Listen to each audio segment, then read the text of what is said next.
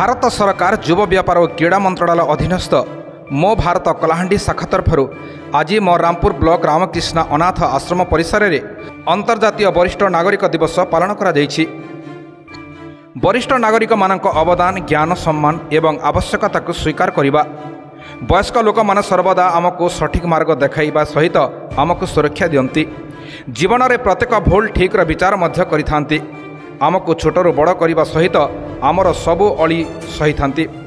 वयस्क लोक मानकर भूमिका आमे जीवन में अत्यंत गुरुत्वपूर्ण बोली मतामत देइथिले।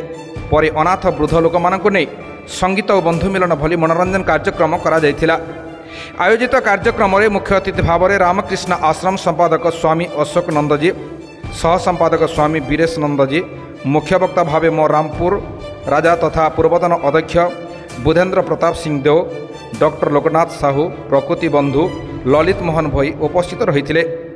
युवक कवि उदयनाथ भई मंच परिचालन करथिबा बेले कलारुद्र युवक संघर हजारीपड़ार संपादक अरविंद साहू, उपसभापति कविराज साहू, कोषाध्यक्ष हरप्रसाद साहू, विकास साहू, भैरव शंकर साहू, अजित साहू, कल्याणी साहू, उमाकांति साहू, दीपांजलि साहू, रेखांजलि साहू, बीणापणी साहू, दयमंती साहू, श्रुति साहू समेत कलारुद्र युवक संघर समस्त कर्मकर्ता सहयोग करथिले।